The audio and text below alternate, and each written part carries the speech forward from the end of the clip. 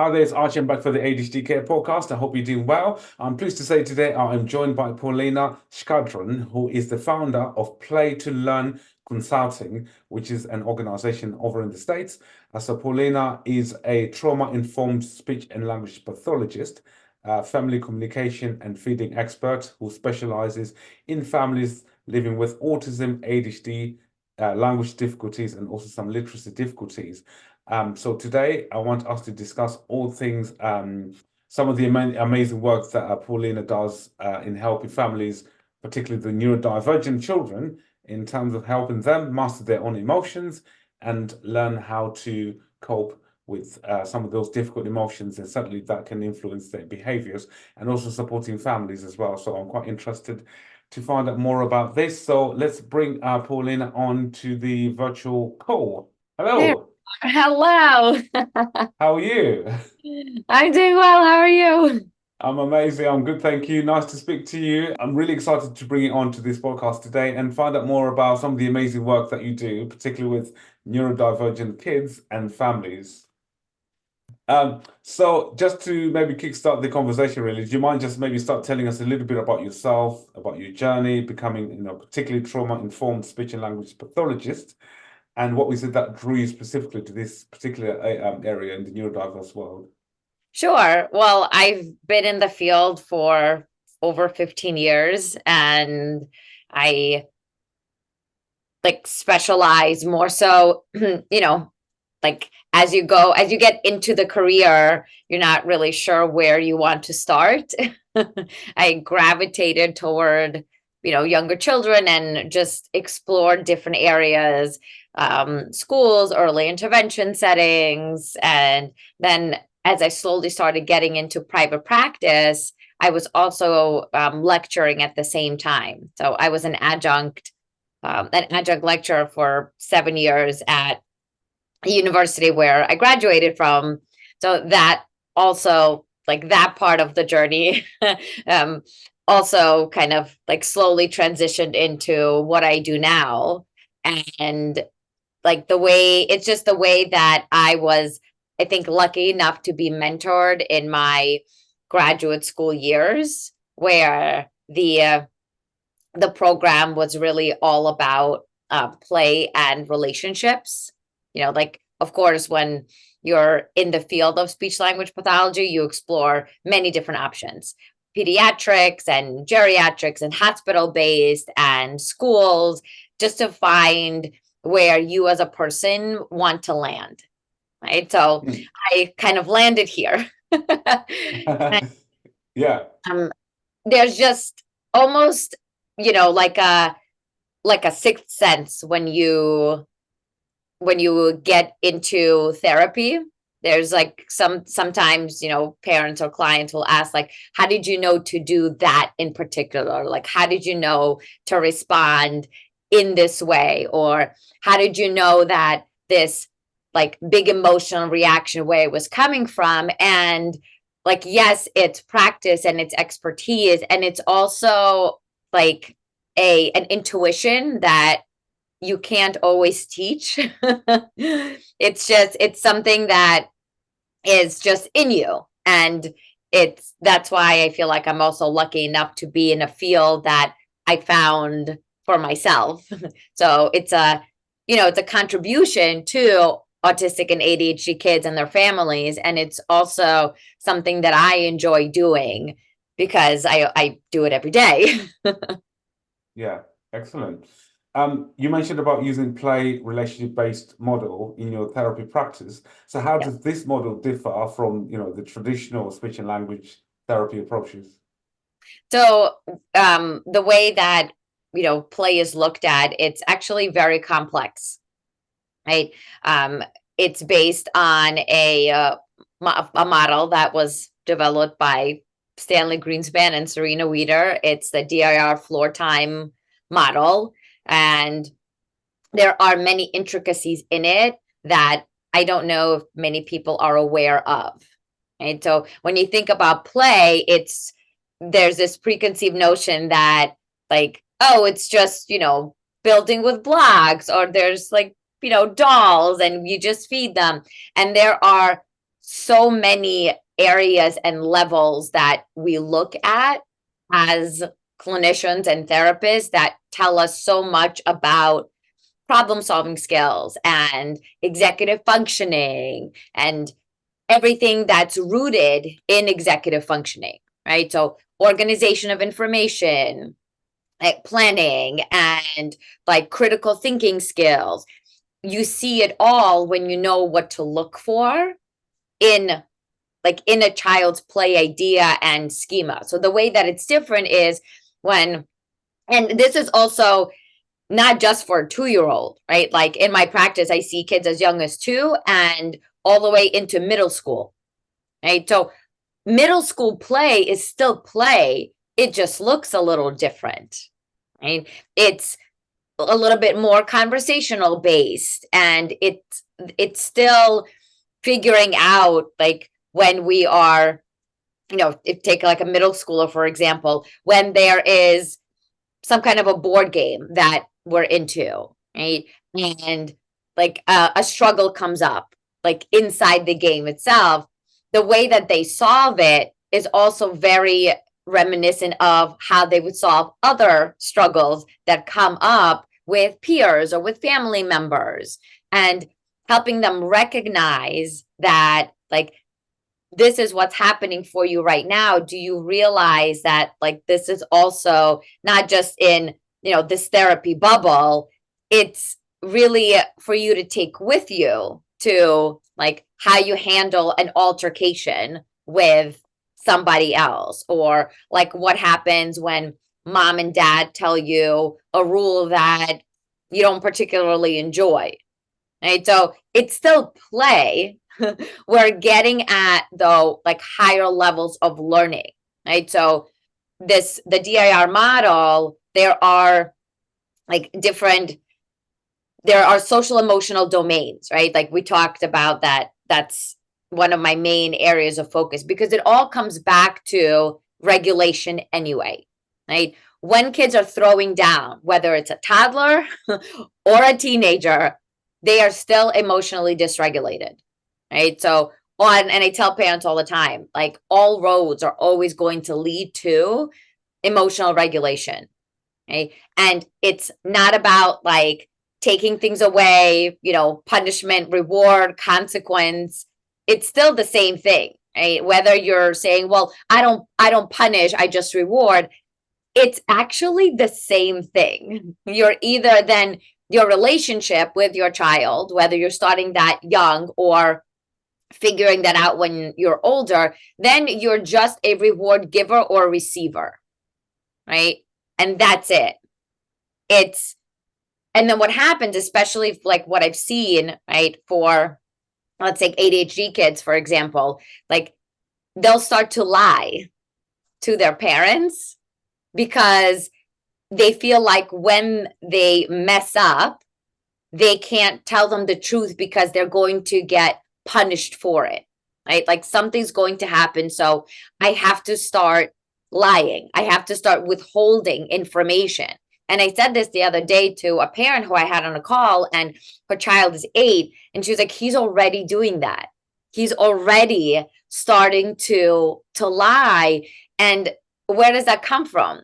It comes from a fear of being told that, like, you did something wrong, right? So I'm going to take everything away from you, which means that my relationship with you is only contingent on you doing well, right? Which is a Yeah. problem.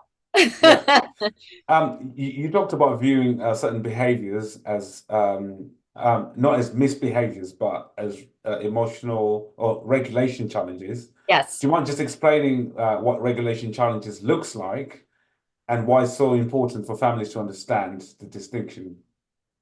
Of course. So a regulation challenge can look and sound like many different things, and I think that's why it's sometimes really difficult to pin down.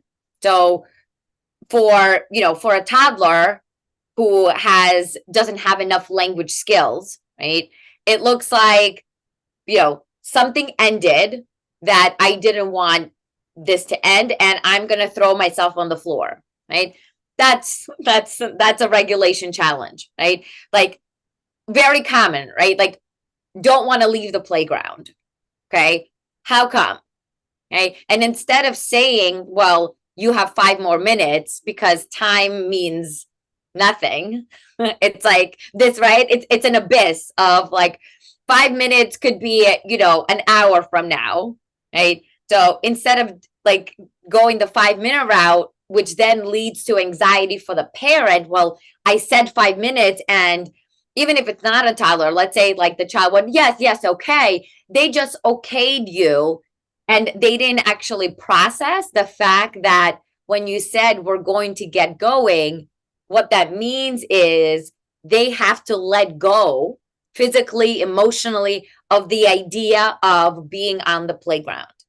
And it's the letting go process that's really challenging for a lot of neurodivergent kids. Like the letting go of something that they're participating in, especially when it's something that's like highly enjoyable. It's then like it's almost unfair to go, well, when this like miraculous timer goes off, all of a sudden, even when you're like, on top of the slide, are you expected to just like jump down and leave? Like it's an impossible, right? It's an impossible ask. And you're setting the child up for failure, and you're setting yourself up for failure, because then you start threatening.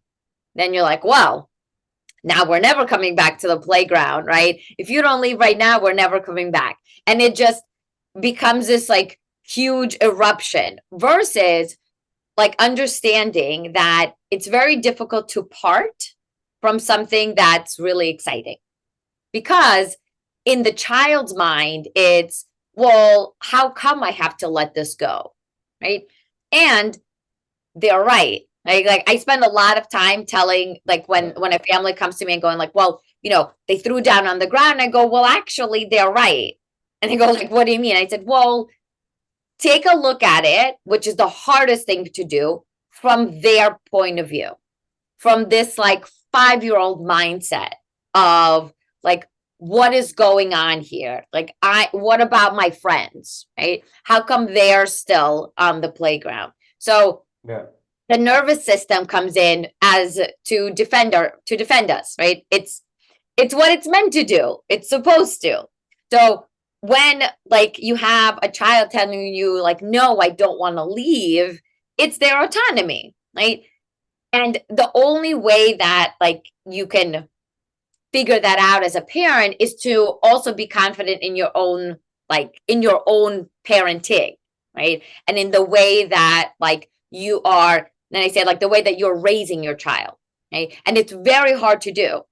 Parents tell me all the time, it's like, what about everybody else who's looking at me, right? Now you have like these societal expectations of, drag your kid off the playground and just like put your foot down. Or when some people say like regain your parenting power, right? And I go, well, what do you mean? Like you're already the parent, you're already in charge. You don't have to prove you're in charge to a 5-year-old. They know. They know. Yeah. It isn't that part of the setting expectations before you actually go to the park in the first place. And again, back in the verbal command with a visual timer or some sort. I hear this a lot with young teenagers not coming off computer games, PlayStation, Xbox. You've got 5 minutes. Your dinner's getting cold. You need to come down. You need to come down. Same thing again.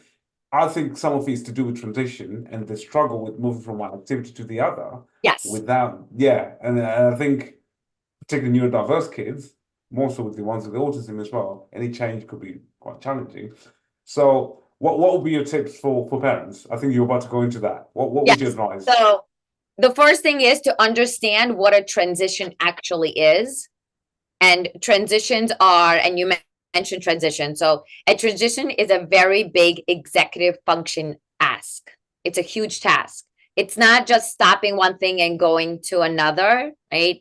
It's knowing that like you can press pause, like kind of literally and figuratively, on an idea. And then a transition requires you to hold that idea in your mind. Okay? That's working memory. and to know that that idea isn't going to disappear. Okay. So what we do is we take the idea, we hold it, and we put it somewhere safe, like in our brain, to know that we can come back to it later. And then the other part of the transition is the physical aspect, right? A lot of, kids who I work with who are neurodivergent have difficulties with motor planning, right? And like figuring out where their bodies are in space in relation to other things. So the other challenge of a transition is, let's say it's a playground, it's going from a big open empty space to probably, a car, right? Or like then going from moving your body really fast, like running, to walking. Okay. And then you have this expectation that the body's going to change like that. Like it's just going to all of a sudden transition, which, right, it doesn't work that way. And then you have to know where you're going next. What is this place, or what is this thing or activity that you are going to? Whether it's from a big open space like a park where, like, yes, you can bump into, other kids and there's equipment, and yet you've kind of figured out your way around, to now knowing that you've got to slow down. You've got to, like, your heart rate's got to slow down. Your speed needs to slow down. Maybe you're like going somewhere as a family. And then with the computer games, and, that's a different kind of challenge, and yet it's the same, right? Because then it becomes like, yes, there's an expectation. And also, like, I don't know, let's say it's like 20 minutes, right? Some imaginary timer was set for 20 minutes for this computer game. And like all of a sudden, right, they're in this computer game and they opened up, like the last 5 minutes, they opened up a portal to like this whole other world. And now, like the preteen teen, now they're like, oh my gosh, I've never gotten to this level before, right? And they're so excited, and then the timer goes off. Who in their right mind would ever want to go, yeah, that's enough. Like, I'm good. I'm just gonna pause right here, right? So like, and again, this is like setting them up for failure, where now you're like, well, you said that you were going to come down for dinner as soon as the timer went off, and then the child goes, yeah, but like I just opened up this whole other dimension and there's like so much on the other side, right? So then instinctively the parent would go, well, like now you said you were going to do something and now you have to do it, and now like here I am in my parental authority going like, no, we're going to shut this game down. Huge like meltdown, right? Here comes dysregulation. Child goes, you're the worst, right? I hate you forever. You never let me play video games, okay? So all of that language, right? When parents say, like, they say hurtful things and it's mean, I go, right, it's not personal to you. It's what they're experiencing. And because now they have many, many words, now they're starting to use them in a way that sounds like an attack on you, and yet it's not, right? So if, let's say, those words put the parent on the defense, right? So now the parent is responding from a defense mode, and so is the child, right? So now they're both, think about it, like now they're both nervous systems are on guard, right? And now they're battling each other, like, for what? Right? So versus the parent coming in and going, so it looks like you opened up a portal to another dimension. And it sounds like this is very, very important to you, right? It's recognition. We all want to be recognized for something that's important to us, whether it's that type of language that you would use with a teen, or with, a 5-year-old who is having a hard time leaving the playground, and you go, yes, playing is really, really great for you right now, right? It looks like you're right. It looks like your friends are still here, right? And kids, whether 5 or 12, will go, it's unfair, right? That's a big one, especially in what I hear from my ADHD kids. That's a huge one. It's so unfair. right? And the response is, you're right. It is unfair. And then the most important part is what follows after. You meet them where they are, right? You're right, it is unfair. And then you put an and to like a sandwich. You go, and the rule that we set is going to stay, right? There's your supportive boundary. People think that like play has no boundaries. It's just like a free for all. When you talk about emotional regulation, I've had this told to me, like, you're just naming feelings all day. And then, kids can just tell you that like they're feeling so upset and parents just let it go. Well, that's like a huge misconception, because I don't name feelings all day, nor do I even like tell parents to name feelings. Like, we are not like naming feelings all day, right? Because then what happens is then kids actually get stuck in their emotions, which is true. They get stuck in a repertoire of sad, mad, angry. That's it. Upset. Okay. Right. So what happens is when you keep telling kids that you must be angry, right? You must be sad. You must be mad. Then they're like, oh, I guess this is who I am. I am now a sad, mad, angry kid. Okay. You're telling me this is who I am, then this is who I'm going to continue to be. Right? So those words in particular, like, they imprint on the limbic system, right? So think about it like a stamp. And the more you do it, the more it's already in there. And then it's very, very challenging to like rewire. Not impossible. Yeah. I was just thinking, is it how it's said though? I'm just thinking like, because obviously we say label emotions. It doesn't have to be negative emotions. It could be happy emotions, sad, excited, happy, all of those positive feelings as well. So let me get it right. So you're saying we shouldn't be naturally using that language in terms of emotional literacy to defining emotions, or So what we could be doing is like we're figuring out the situation itself, right? So what we want for kids is we want them to go meta, right? And going meta, whether it's like it's metacognition, right? So going meta means that you're thinking outside of yourself, right? So it's like, you have thoughts in your brain and then you're analyzing your own thinking, right? That's going meta. And the only way that you can do that is when you objectively look at the situation that you're in, right? So what we want to do is we want to talk about what's happening, right? This is a very exciting time, right? Yes, birthday parties are so exciting.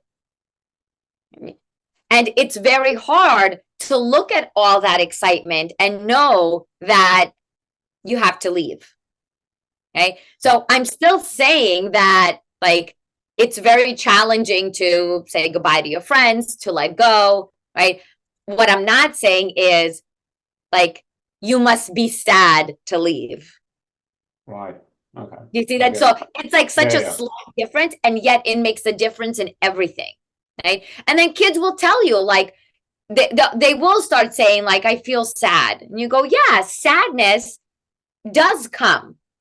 Right? So now I'm going, like, I'm acknowledging the fact that sadness is here. And I go, yes, sadness does come. Yeah, there is sadness around and it is a feeling, right?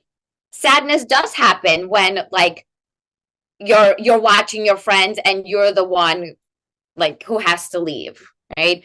Because then, like, through, in my experience, especially when it comes to, let's say, like, being mad and angry, right? I've had kids, like, actually, like, take on that role where something, a problem isn't solved in play, right? Let's say a tower collapses and they don't have the problem solving skills to go, I'm going to rework that, right? It seems like the base was kind of weak. It was already, like, leaning. I had a feeling was going to fall over. The tower falls over. I'm the closest to it. So who gets blamed for the tower falling over? Me, right? You did it. Okay. It's your fault, right? Yeah. Whether it's like And it's so, I hear it so often where I'm like, that should be part of like, looking into ADHD where it's like blaming others, right? Where it's like, you Yeah. did that. Or like you made me make the tower fall. And the response is, yeah, probably. Right. So like I take it on. And the reason I take it on is because I know, going back to the emotional regulation piece, in that moment, they don't have the capacity to go, I am also responsible for it.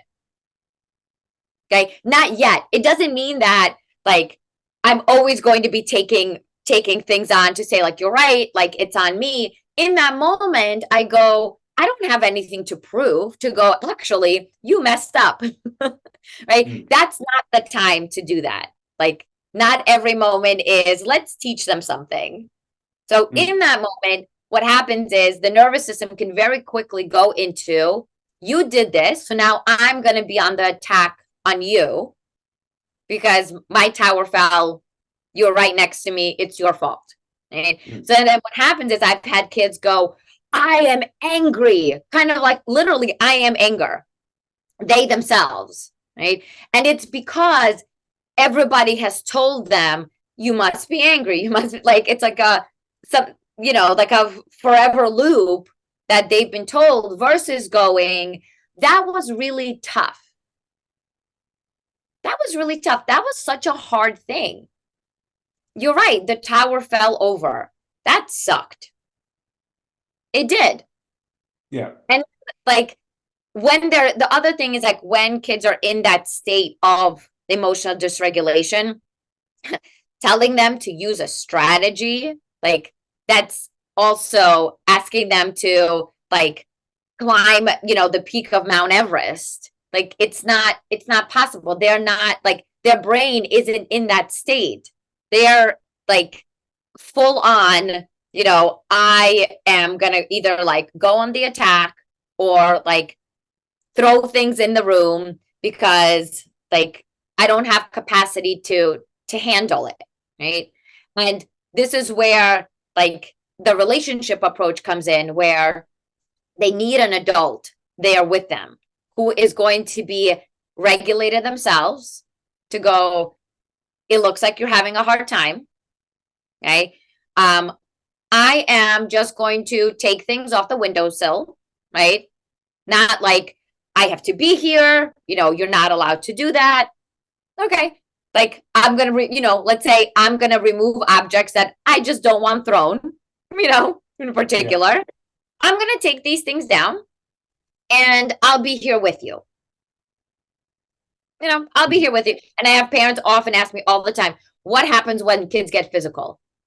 Right? What happens when, like, I'm not a punching bag. Like, I have to tell them that you're not allowed to hit me. Or I've had parents say, like, you can't hit Polina. Like, don't do that. That's not nice. And then I go, like, to the parent, like, hold on. I got it. I got it. So, like, I'm still there, right? Like, I'll move back slightly. Like, the punches and kicks are still coming. Let's say, and I've had this for younger and older, right? Like, the punches and kicks are still coming, and I'll move back and I'll move back. And then there's like, as soon as there's a pause, right? This is where the intuition comes in. There's a pause, right? Like, there's a pause in the chat, and I'm not saying anything at that point. I'm just physically present, right? I'm physically present. I may stand up. I may like walk, somewhere else in the room, but I'm still physically present, and I'm still like, my body is facing toward whoever is having this moment, right? So then there is a time where a pause comes in, and then that's your cue, and it's a very important pause. And I've, depending on who the child is, I've said things like, so this kicking, right, and this punching, said, I'm still here for you. Kind of like, meaning like, you're not going to break this relationship, just to let you know. And I have, like, kids as young as 5 or 6, they have stopped. And this is with, time, like working together. I've had a child stop and go, yeah, my body's just acting weird. And I go, oh, well, what do you mean by weird?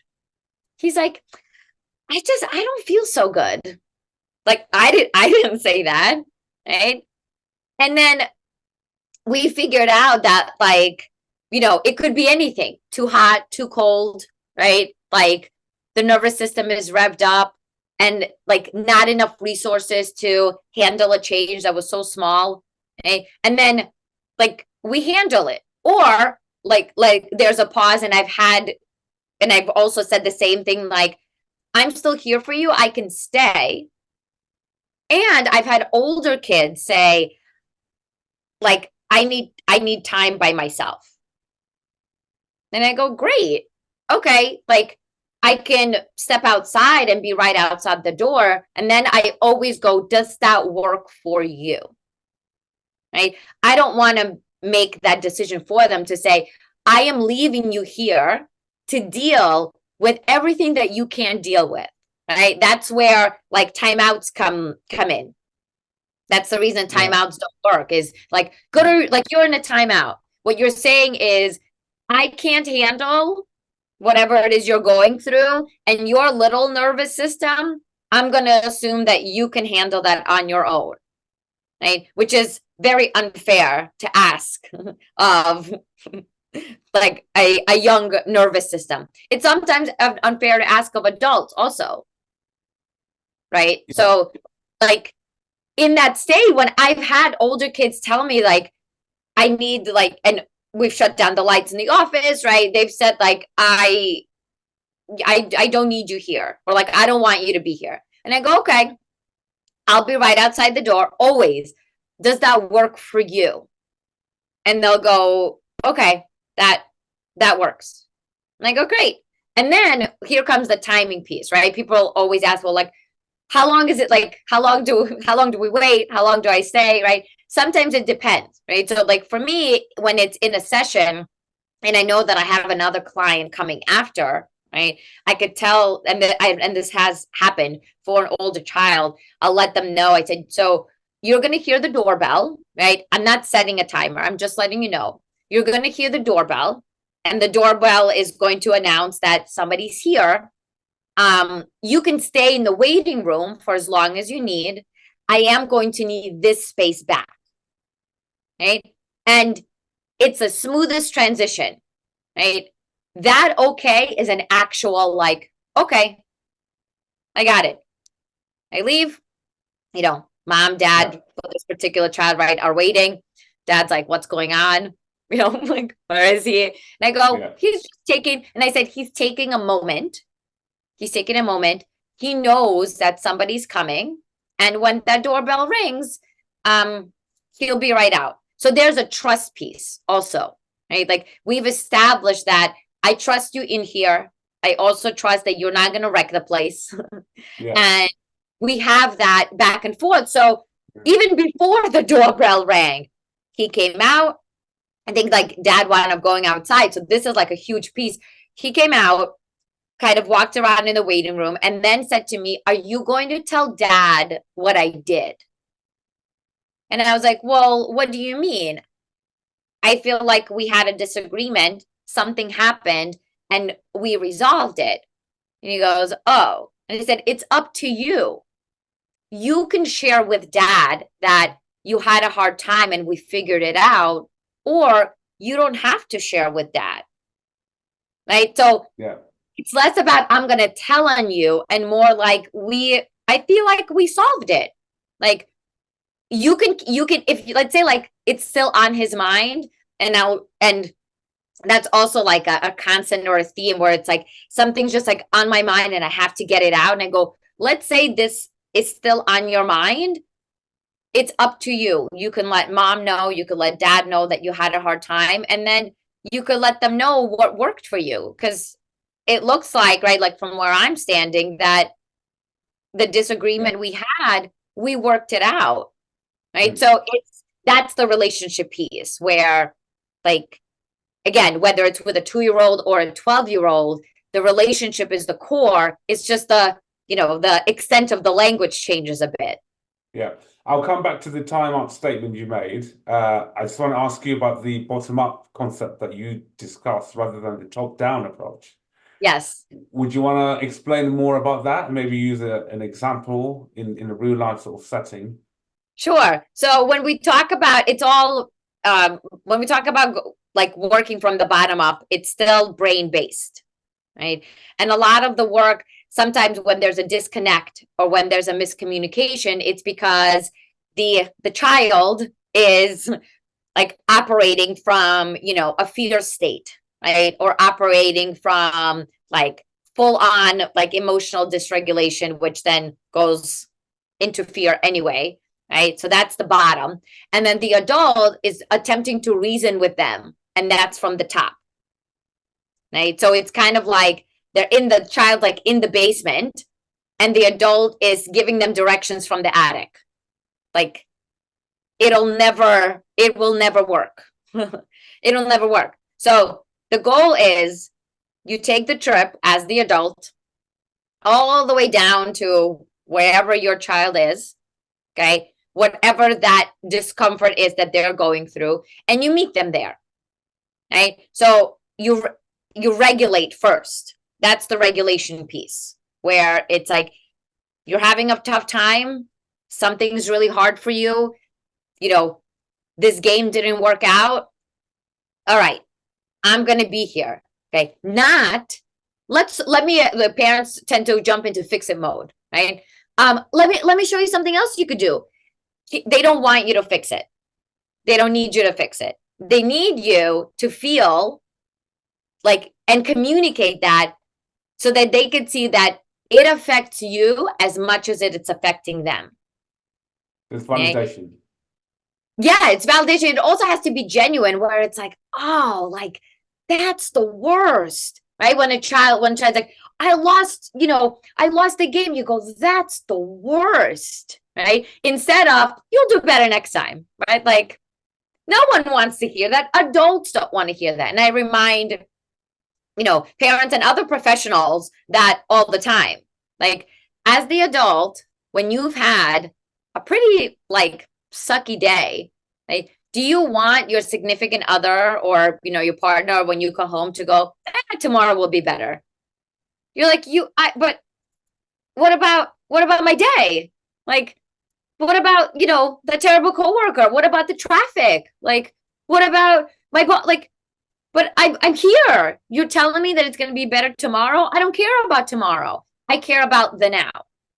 Okay. So as the adult, wouldn't you feel invalidated to go, but I just came to you, right? I was vulnerable, right? And that's the part that, like, with like the trauma-informed practice and understanding, like that is also really important. Like kids' nervous systems, our nervous systems, as human beings, are very vulnerable. So when somebody opens up to you, that's a very vulnerable state, whether it's a 2-year-old throwing down or a 12-year-old, right? They're in a very vulnerable state. And the fact that they're being so vulnerable with you means that they trust you. They're not going to be vulnerable with somebody who they don't trust, right? Like naturally, we're not going to meet a stranger on the street and like tell them, all of our like family secrets, okay? So what happens is when that vulnerability is met with like a top-down approach, like a behavior system, it like completely shuts it down. And then what that system says is, this vulnerability thing, I don't like it. Don't do that again, because then, right, you won't get extra time on the playground, you won't get that gold star, you won't get all these things. So then, like, what do kids learn? My vulnerability is not wanted here. I don't know what to do with it. I guess I'll just like attempt to hold it in, and eventually you let it out anyway. Yeah. And on who, right? And sometimes this is like where, I've had parents say, like, I'm concerned about, 10 years from now, where this could get into a physical altercation where, what if my child gets arrested, right? Like, what happens then? I go, so this is the reason we're working on it now. That vulnerability piece to go, okay, you're telling people to like F off, right? Like that's what you're saying. All right. So here in our space, like that works for you and I. Okay. In a school, that might not. Like we're gonna figure that out, right? And in a school that might not work because a school has different rules, right? Home has different rules. Here are different rules. So now we're asking for cognitive flexibility, right? That's also a big executive function skill. We're asking kids to, and bringing it also like to their, like to the forefront to say, like, it is very confusing, right? Here's more validation. It's very confusing when rules change. And it's very confusing when you have a rule and your friend who's in the same class has a very different rule. Like, how confusing is that? Right? I've had kids say, like, well, he gets to play Fortnite and my parents block Fortnite and it's unfair. And, you know, I just hope he loses. And I like all these things that, you know, he's hoping for the kid. It's more because, like, it's unfairness. Right? And it's like, well, what do I do with this unfairness? Right? And I go, well, you can stay with it, right? He is more of the bottom up. I said, you can stay and live in unfairness land. And then I had him point, he goes, well, I don't like that. I was like, he goes to me, and I've had this happen many times, just give me the answer. I've had kids say, just tell me what I'm coming to you, but I'm coming to you with a problem. Just give me the answer. Just tell me what to do. And I go, come on, buddy. Like, you know that we figure it out. I was like, I can lead you to the answer. We're still going to work through it. And I said, sometimes you might leave here without an answer. Like, imagine that kind of a shock. It's like, what? You're supposed to give me an answer. I go, right. Well, right now we're deciding to live in unfairness land. So let's stay there. And then you get the explanations of, that's uncomfortable. And I go, I know, isn't it? Like, it really is. So it's meeting kids in their discomfort to go, okay, I do have an offer for you. Just one. Like, I can let you know how it looks just like the way I'm seeing it, just for me. And then you let me know. Right. So it's always this back and forth where, let's say, like, there's an altercation in school and like one child, he's like, well, I just, you know, we were playing tag and I think it was like a pool noodle and I tapped him and then he went and attacked me. And I go, oh, so to you it was a tap. And I go, I'm wondering, to him, could it have been a hit? And then like, there's pause and then he goes, well, it was an accident. It was an accident. I go, okay, well, it was also part of the game. And then here's the responsibility. And I said, well, I'm thinking that both of you are responsible. And it's like, what? What do you mean? I just tapped him. I just tapped him with a noodle. He attacked me. He came after me. And I go, right. So that's what it's like for you. And I get it. That's what it's like for you.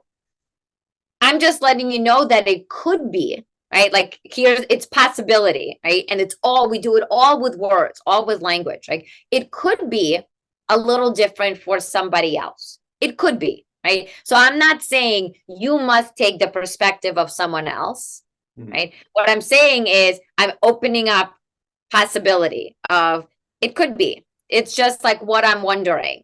Like, I understand where you're coming with it, where to you, it was like a tap. Right?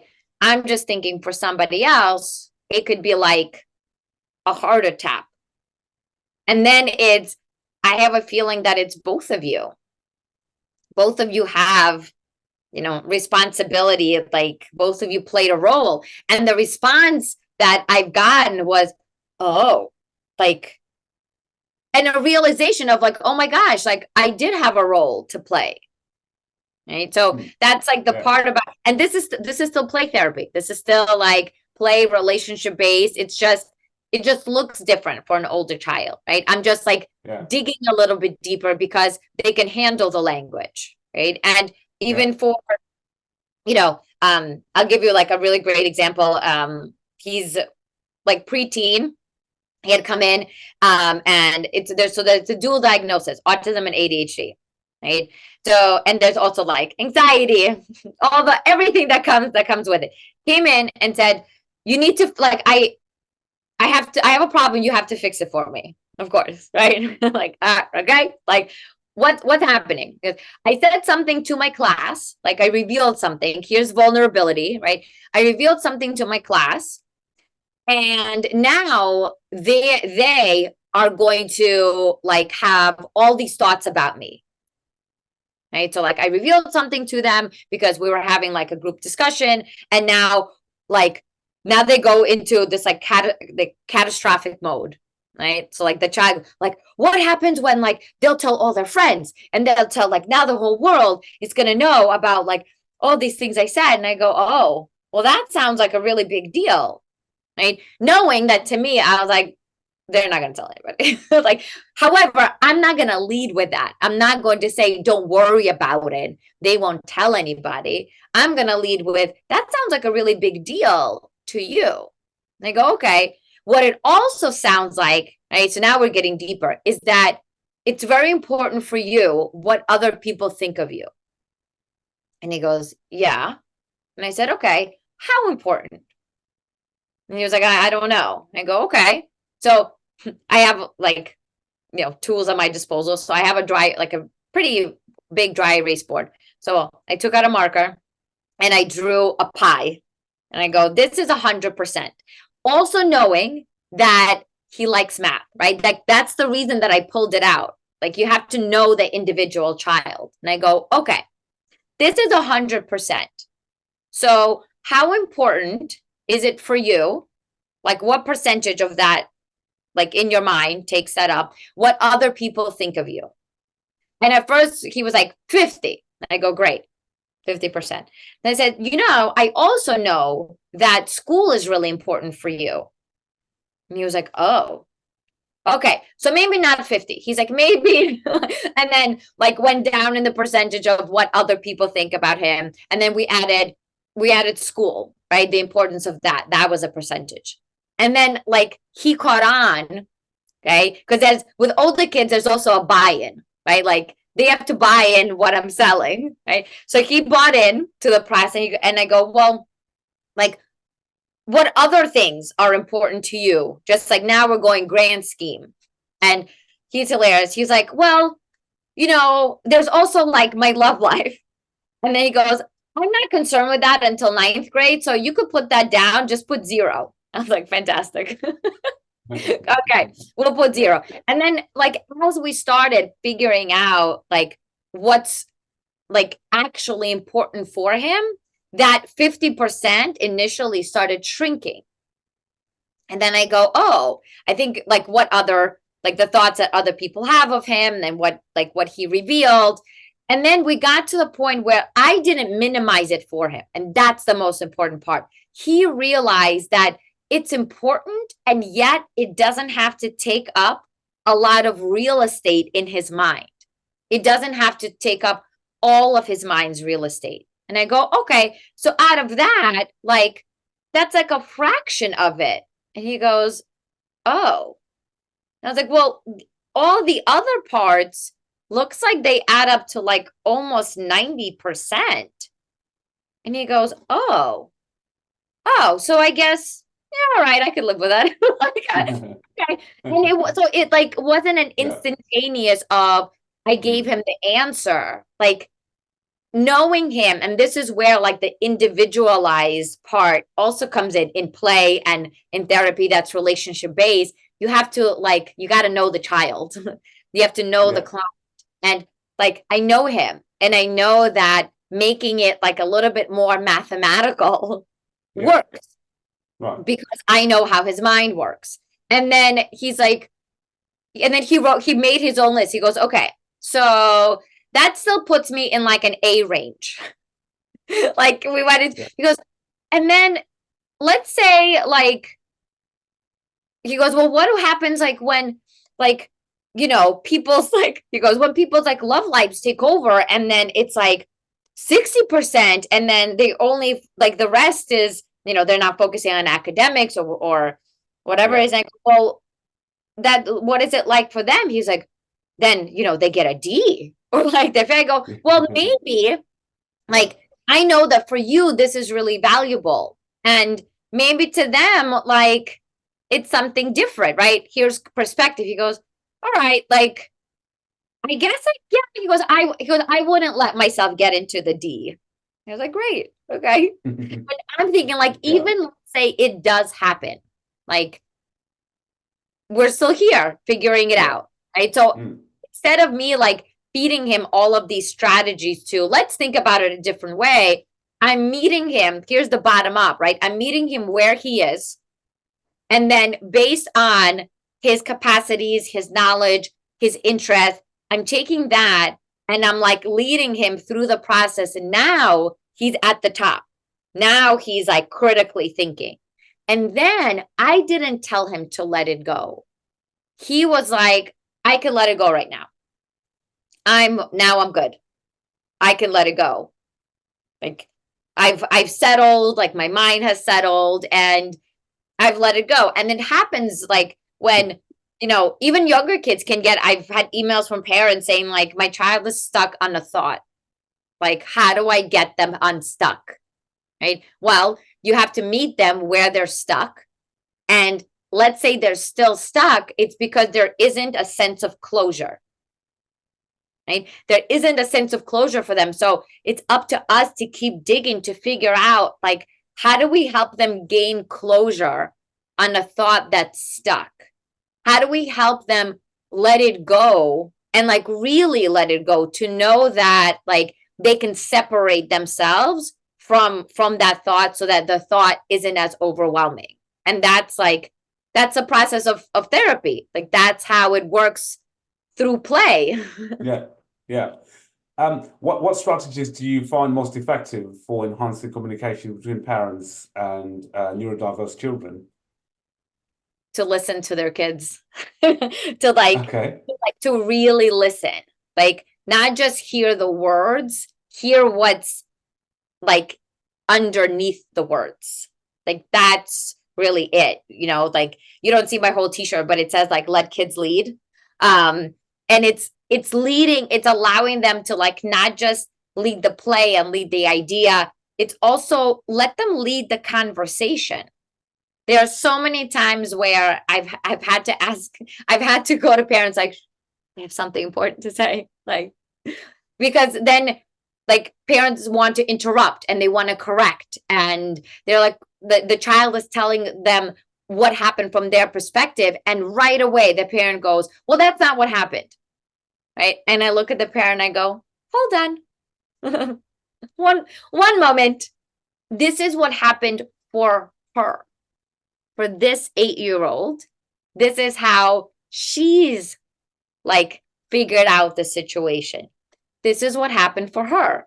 So let her tell us what happened for her without the interruptions, without the corrections. It's also when I talked about like this way of communication with another therapist, she was like, oh, it's like couples counseling. I go, okay. Yeah.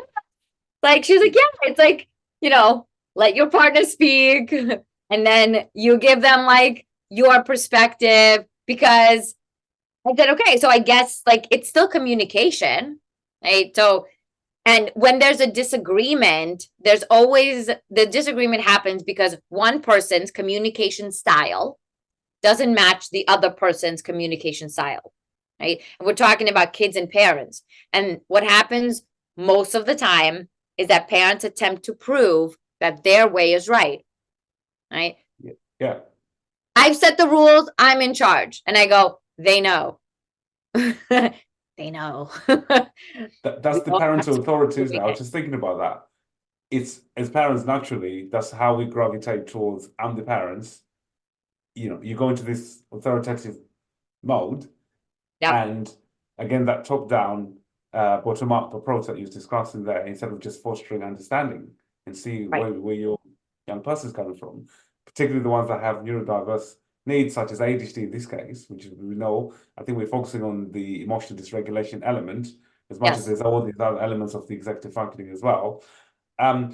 If for anyone listening that doesn't fully understand what emotional dysregulation is, do you mind just spending some time just elaborating on us on that? Sure. So I could say it's like the nervous system going haywire. It's like if you think about, or like, let's say you think about what all the things that go on in your brain at the same time, right? And then like we as adults, and even let's say like for, ADHD and autistic adults, right? Like what happens on a daily basis for like neurodivergent, let's say adults, is that like by the time they're in adulthood, my hope is that they figured out how to quiet some of the noise, right? Like in ways that are not maladaptive. Okay, because like that's like another topic for another day, where like this is the reason that like the reward consequence system doesn't work, is because then it leads to maladaptive coping, where it's like I need to get that thing, right, in order to be better. And like when you look at the research, it's much more likely that like leads to alcohol, drug abuse, right? Like because it's that kind of like going for a fix, where I did this good thing, right? Aren't I getting something in return? Right? I had like a 5-year-old say to me, I did all this hard work because we were like working through whatever problem like was going on in his play, because and he figured it out. He goes, I did this all hard work, and he like broke down crying. He goes, it was all for nothing, because there's no like sticker, candy, right? Like object coming. Yeah. So like he hasn't developed yet the understanding that like this is your growth mindset. It's like you did it for you, buddy. Like you did this work for you, right? Like it's not doing it, to please others, because that's also going into the danger zone, right? Then kids start like doing their work not for them, for other people. Well, like mom and dad want me to do this, right? Or school says that, right? So like when we're talking about the dysregulation part, what happens in the brain is that like it's everywhere, right? And then the nervous system is sending all of these signals that there's danger lurking, right? We know that there aren't like saber-toothed tigers and dinosaurs around, right? And yet, for the brain and for that person who's experiencing the fear, that fear is real, right? And that's one of the most important things to understand. The fear from like when an adult is looking at dysregulation, right? They're thinking, this is irrational, right? And we've told other adults, you're being irrational. Would you like to hear that as an adult? Like, this isn't a big deal. You're being irrational. Even though you're like, yes, I know. And yet it's still in me. Same thing for a child. Okay. To you, right? Critically, it's irrational. To their nervous system, that fear is real. It's as real as that fear was standing right in front of them, right? So the brain like it doesn't like, distinguish between real or imaginary fear. It's still real. So what happens in that dysregulated state is we've got to calm the fear without using the words, you got to calm down, right? Like when you've been upset, does that work? Just calm down. Like that. I don't think it's ever worked in the history of telling somebody to calm down. Makes it worse. It makes it worse, right? So like they're experiencing fear. So meet them there to go, like you could start using like, whoa, like this is a scary thing that's going on, right? Like, yeah, something happened and you might not know at the moment. Something happened and something is just like off for you. That's what I'm seeing. Like something is going on and it's just like, it isn't working. All right, I get that. I get that it's not working. And there's your golden pause. Because the most important part is to please, like, don't start fixing, right? It's the pause, because that pause also allows the, the brain that you're communicating with to start to process, to go, oh, this other person gets it, right? It's like we have a very unique communication network as people. Like we can tell, even like, through like nonverbal, right? Body language, we can tell when somebody feels for us, right? We can get a sense when there's like upsetness or excitement. And even like when like the nonverbal pieces could be hard to read, it's also how we position ourselves, right? Like, let's say I'm positioned and I turn away from you. That tells you that, like, oh, she's out. Like, I'm still in my, like in my fear, and she wants no part of it. Right? I don't have to tell you that with words. I'm just showing you with my actions. Right? So like and the dysregulation again looks different for different kids. Some, which is actually more dangerous, some shut down and they go inward. And then they're in this like frozen state. And in a frozen state, what happens to the brain is that it knows that there's danger around. And then it kind of technically says to itself, let's say I stay as still as possible. This danger is going to pass. All I have to do is just stay still. So on the outside, it's dangerous because on the outside, it looks like compliance. They're like, oh, they're listening. Now I've got their attention. The brain is actually processing very little, if anything at all, because the only thing it's concerned about is being still and keeping you safe, which means don't move and just stand there and maybe nod. Yeah. Or you get kids who this state isn't talked about enough. It's also dysregulation. It's a fawn state. Those are your yesers. Yep. Okay. Yes. Uh-huh. Yep. Yes. They become yesers, even when they're uncomfortable. That's like, and when you think about adults in your lives, like there are yesers who, like, even when it doesn't work for them, they'll yes you. And they'll go, yes, I'll do it. Right? That's a fear response. That's dysregulation. That's been learned from childhood to just yes, and then the danger will go away. Right? So like, yes, we talked a lot about that, what people know often as like fight or flight. We're forgetting the other two. That are also, it's also dysregulation. It's just the way that we look at it. And I've had a parent recently say, well, how can I tell? And this was a great question. She goes, how can I tell when it's dysregulation and when it's bad behavior? And then my answer was, it's dysregulation. Like, let go of the notion. That's how you can tell. Like, let go of the notion that it's bad behavior and approach it as, this is dysregulation. And then, like, what's your role in it? Like, as the adult, to go, I get that this is what you're going through. I'm going to be here. Let's see what we can do. Like, I got you. Because all, we want as human beings is for somebody to say, I got you. I got you covered. Like, regardless of whether or not you tell me to, like, go away, I'm still here. And then again, now it depends on everybody's individual nervous system, right? Some kids, some adults also, they want, like, they come in and like they want that hug, right? They need it. They need it's proprioceptive input. They need the pressure. They need to feel like they're held, right? And others are like, don't touch me, right? They're not saying don't touch me to be rude. They're saying don't touch me because, like, my nervous system can't, like, handle yours right now.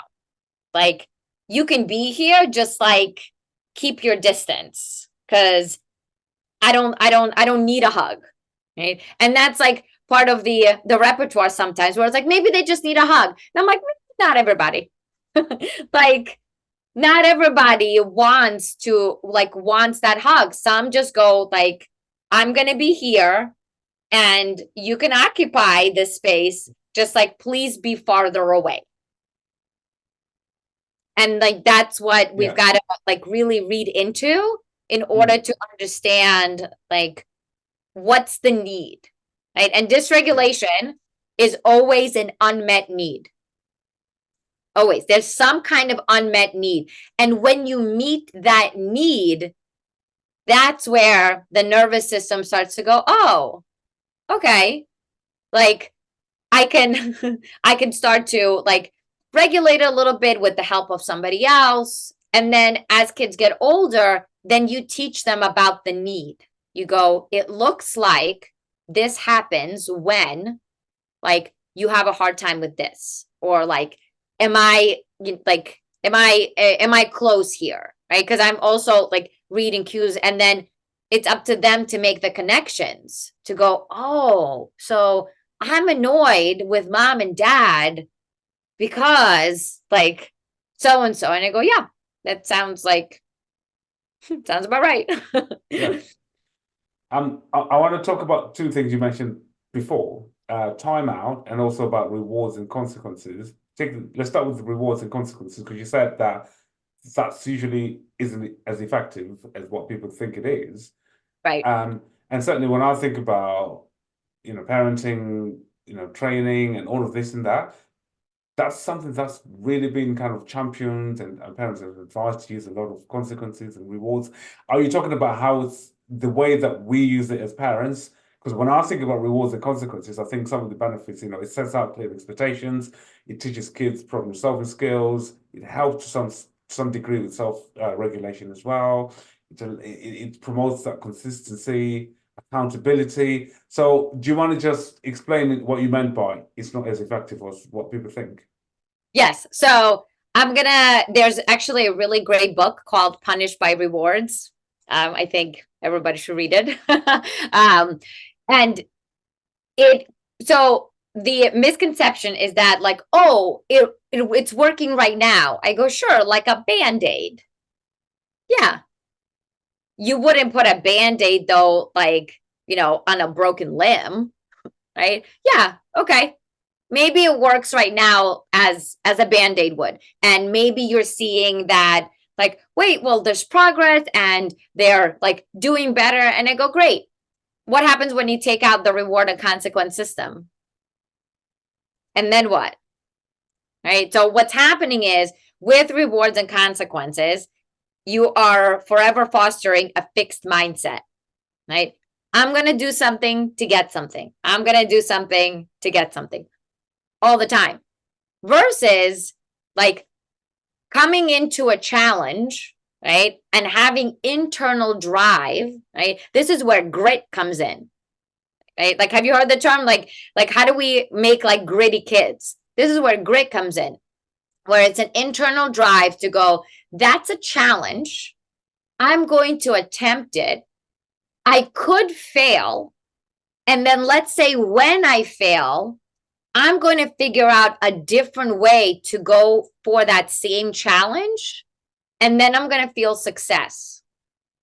Whether I fail twice, 3 times, I'm going to get to that success, right? So it's the success that we're striving for. So my take and what happens like with rewards and consequences, and the reason that like I don't use them in my practice, and I ask also parents to get rid of them, is because then there's never going to be an internal drive. Like there's always going to be a need for something, like for something else to come, right? So what happens with taking on a challenge is also, and let me ask you this, how many kids you know who are in this reward consequence system who are good with failure, who can fail and go, all right. Yeah, probably hard to answer, but I was just thinking, like in society, I think we live on the notion of rewards and consequences, because that's some of the life skills that you go to work, you get rewarded by, you get a salary, you go to team sports, you get something awarded with a trophy, these are some of the things that happen in life in general. So if you're Sure, not teaching kids that, yes, yeah. sure. In life in general, it doesn't mean that your whole life has to be reward consequence based. It's like, oh, look, you put on your pants, you get a sticker. Like, really? But isn't that going to encourage them to do it more, knowing Sure. that, yeah, Yes. Like teaching a dog a trick. 100%.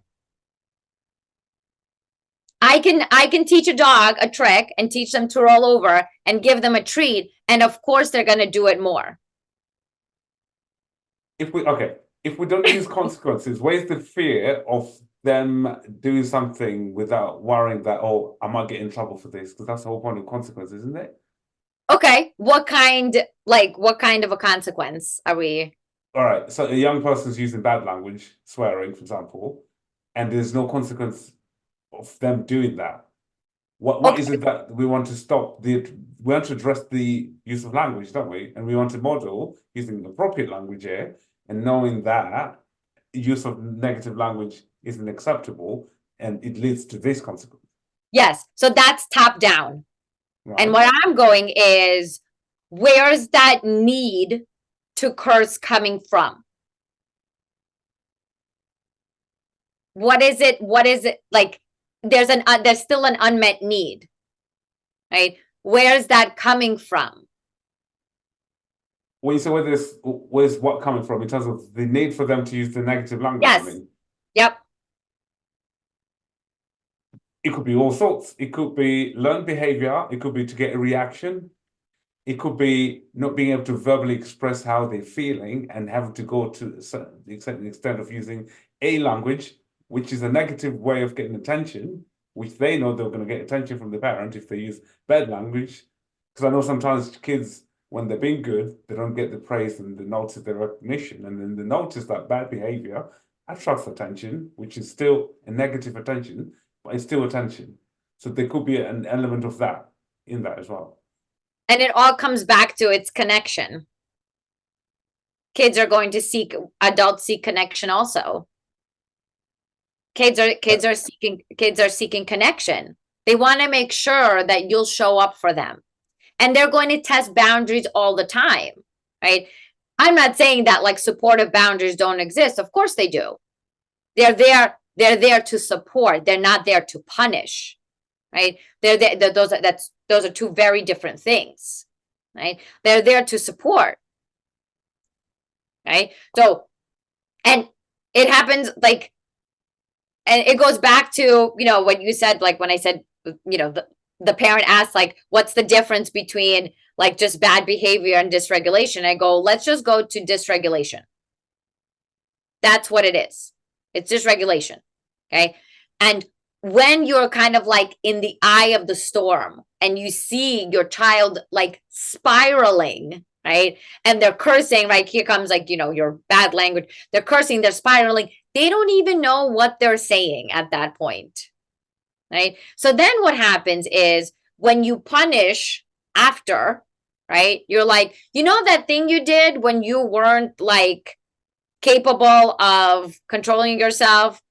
I'm going to like punish you for that instead of going, okay, what just happened here? Right. So you're talking about consequences, right?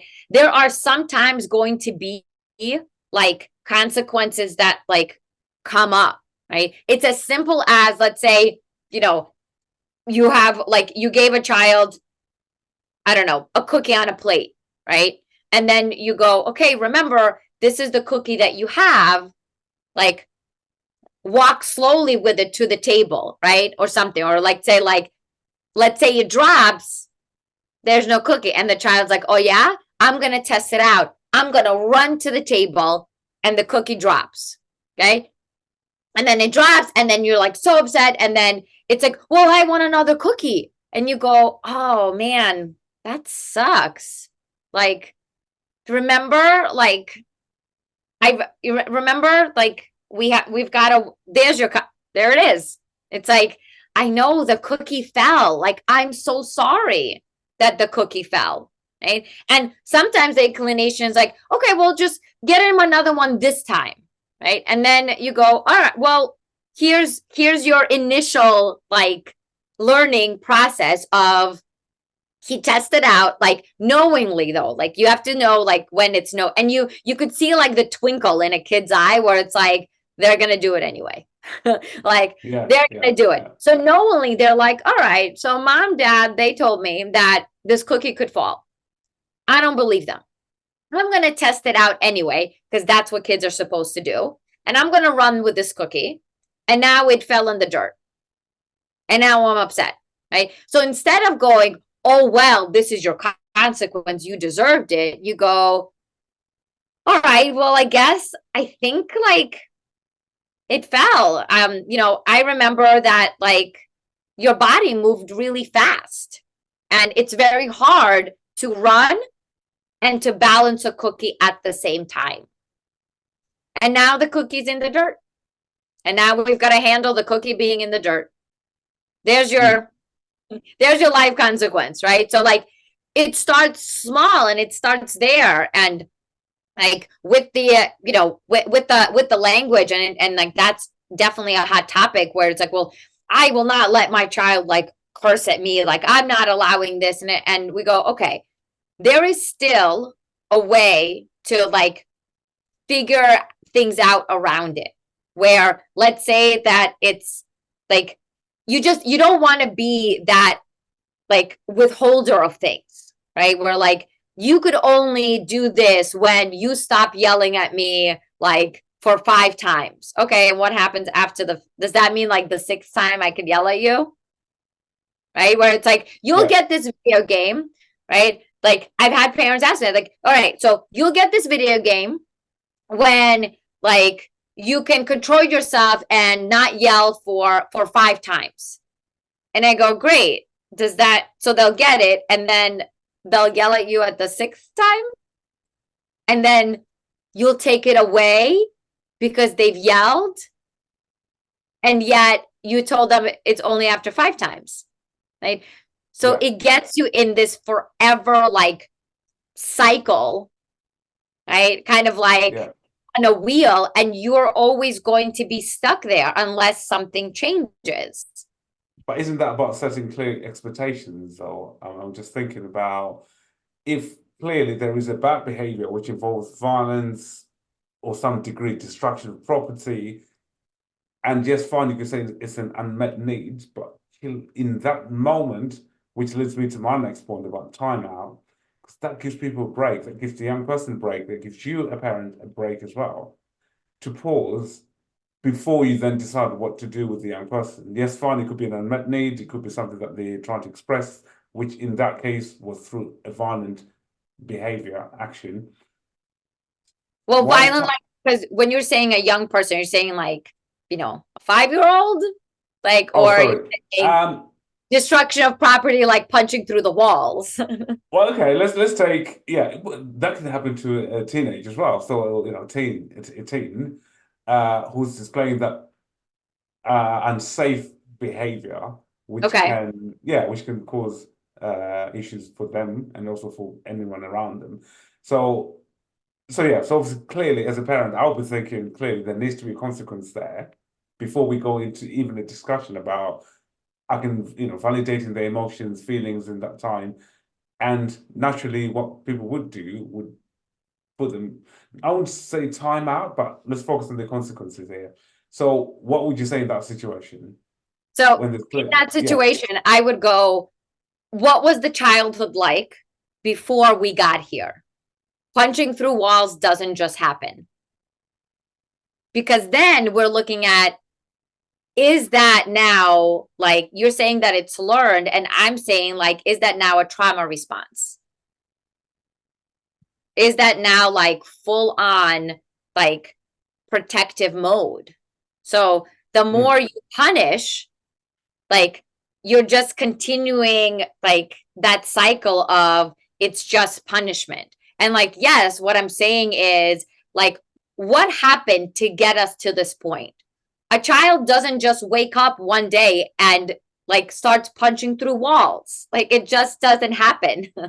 It could Right? be a Like, simple demand as you can come off your computer game now, or it's time for bed. You need to brush your teeth. Some sort of demand. It could be an avoidance. so It could what, be a right? So transition. Yeah. what do we know about transitions? Right? And how are transitions set up? Okay. The challenge of transitions. And then the avoidance part is, let's think about it this way. Like instead of calling it avoidance, it's going from something that's easy, like a video game, to transitioning to something that requires much more effort. And when somebody isn't willing to put in the effort, right, that goes all the way back to when they were a toddler. And like and this is where like I don't praise, I encourage. Right? So you would never hear me tell a kid, good job. Okay? For what? Okay? Because the actual definition of praise, and I've looked this into it because I lecture on it, like praise expects the outcome to be perfect. That's what praise expects. Right? Encouragement focuses on the process itself, where you did a hard thing, you overcame it, and now there's going to be a feeling of success. And the next time you're met with that hard thing, what I'm going to do is I'm going to start connecting your successes with you. So when somebody is always punished, right, how are they ever going to feel successful? A reward doesn't do that. It's external. It's got to come from internal drive, where like something as small as I had a 7-year-old who was like drawing a picture, right? And it was time to go, right? Here comes a transition. Okay. It was time to go. We said that like the idea was ending. Okay. And he threw himself on the floor, kicking, screaming, right? And to you, you're like, well, that's a big reaction to a small problem. I could just tell him that, or I'll just tell him like, you could come finish later or next time. He's in this moment right now, right? So here I come in and I go, it looks like it's really hard to leave a picture unfinished, right? He goes, I have to finish it, like this. I mean, intense reaction. And I go, it is really hard. And I know that you can do hard things. You can figure out like, and it is the hardest thing. And I go, buddy, I'm so sorry. Like this picture for today is going to stay unfinished, right? That's where it starts. It took him like, I was like, we're gonna, wait, like him and mom kind of just like hung out in the waiting room. I had another session and I was like, just like, let him go through his process. And to go like, I need it finished, to go, I get you need it finished. It's very hard to let things go. Okay. The next time he came in, okay, met with another obstacle, right? Here's another problem, right? Sometimes running out of time is a consequence, so to speak, right? Like we didn't get to it. Okay. So he came in, right? So he came in and then like there was something that he wanted to play with. And I knew that we didn't have enough time, right? And instead of telling him this whole long explanation of we only have 10 minutes, you're going to take out this game and you set it up and then we're not going to have enough time. I said, so like you've been like really, really wanting like these little blocks. I'm going to let you know that for today, we're going to let that go. And I went, just like we let the picture go last time. Like, so we're going to let these blocks go for today, right? Here's the connection. I'm not, right? So I'm not promising him a reward. I'm not telling him that like, you're going to do a good job and you'll get something. I'm connecting the fact that he was successful, right? So he like stood there and then like let it go. And when like as we were leaving, he said, I did a really hard thing today. Like at 7, like recognition that, and what came afterward? Not a sticker, not a like, oh, like, good job, buddy. It was recognition of you did do a hard thing today and it was really uncomfortable and you figured it out anyway. So it starts there, which then leads to like not punching through walls, right? So when we're at a state where like there's destruction of property, what I'm saying is like, let's just take the time to look at it from a different angle, right? To go, where did this come from? Right? Like, what happened? There's a really great, there's a phenomenal work by Bruce Perry and Oprah Winfrey, right? They wrote a book together called What Happened to You, right? And instead of going like asking, why did you do that? Right? Because a why is very blaming. Okay. One word could change everything, right? Even from like a young kid, when you ask a child, why did you do that? Right? They go on the defense. They're like, I don't know. Right? Or like they want to lie to you versus what happened? Right? Or how did that work out? Right? Like I've had kids tell me like that they've cursed people out and whatever it was, and I go, okay, that's interesting. And instead of saying, why did you do that? I go, how did that work out for you? Like they need somebody to help them like process it. And maybe that natural consequence would be, well, that person doesn't want to be my friend anymore. Right. And I go, well, that's terrible. And then I go, I wonder what happened. Not like, what did you do to cause this? Right. I wonder what happened. Right. And you go, how come? And then comes like, oh, I probably like need to like figure out like, what do I do? And then that comes from the child themselves. What do I do instead of like cursing people out? I've had a 10-year-old say that to me. They're like, what do I do instead? Like I don't know. What do I do instead? Right. So because this is where the problem solving comes in, where you go, okay, still goes back to what's the need? And then I've had kids say to me, it's because when I say it, I'm funny and my friends laugh. And I go, oh, that like you can't, how do you argue with that? You're like, that makes sense. Right. Yeah. I'll say random things. I have never had a child say, I say a random thing in class because I want to be bad, because I want the teacher's attention. They have said, like, it's a connection that I have with my friends. I say something funny or like absurd, right? I call out a random word. My friends laugh and I get joy from it because my friends are laughing. And then I go, what's happening before that? Right. And usually something like what, in my experience, what has happened before that, it's they're working on an academic topic that got too hard. They're bored, right? Boredom is like, what do I do now? I don't know. I'll call out something random, right? So it's like something is hard. They're bored. There's like a lull. Maybe a transition is coming and they're just like, they don't know what to do with themselves. So the unmet need is, let's work backwards and go, something is getting hard.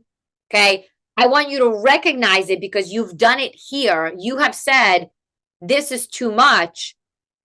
And then I offer it. I go, would that work for you? Would it work for you to stop and like, whoever's next to you, whatever adult, to go, this is too much.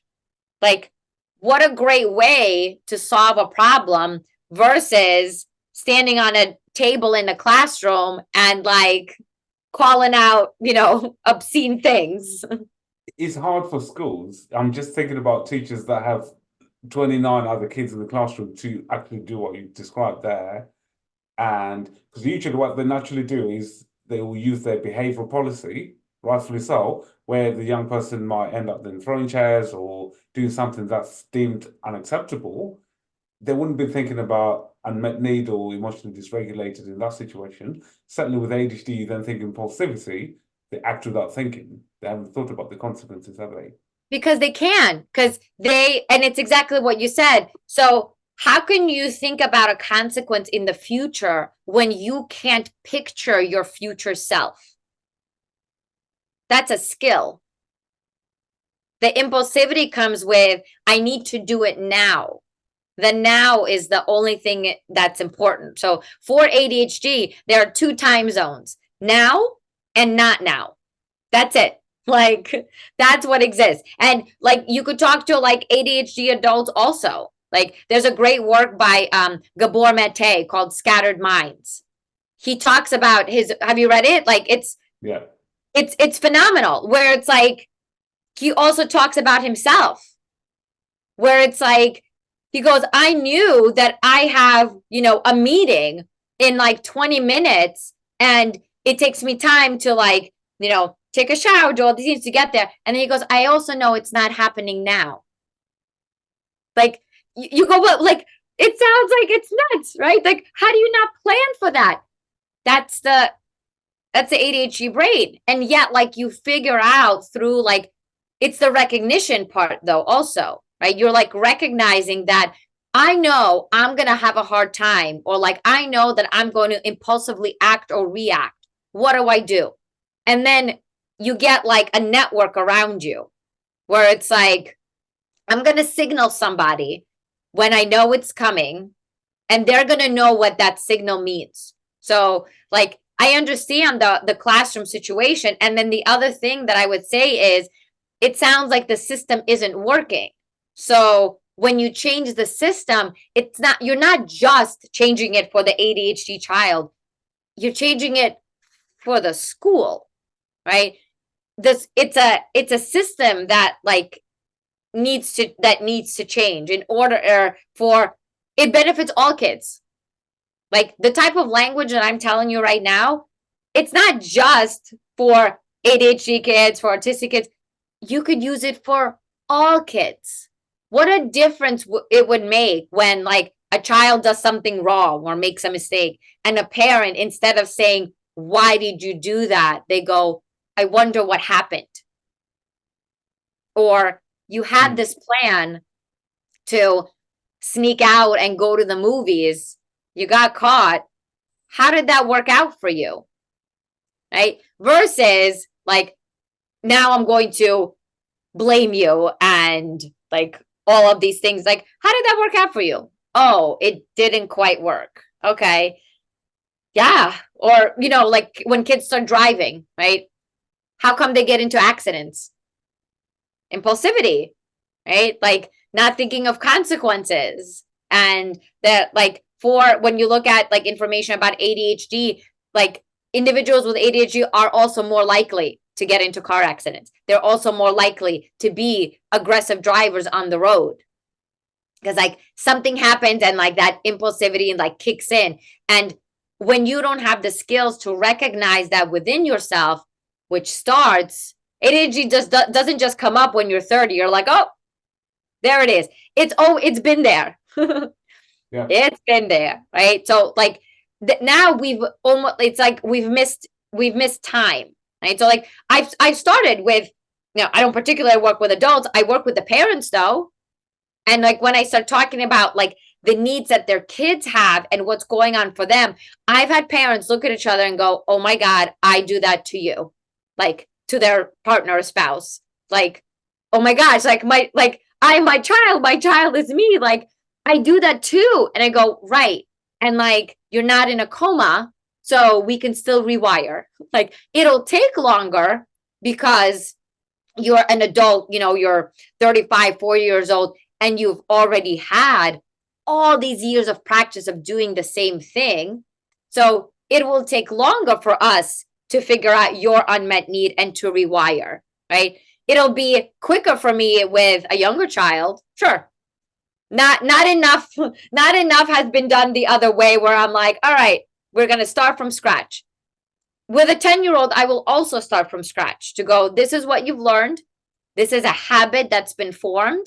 And we're going to figure out how to like make a new habit, right? So when you're talking about actions and behaviors, aren't they all habits anyway, right? And like, how do we, James Clear wrote about it, right? Atomic habits. Like, how do we make a habit stick? Constant practice. So when we constantly practicing, like figuring out an unmet need and teaching a child to do that within themselves, you're going to form a different habit.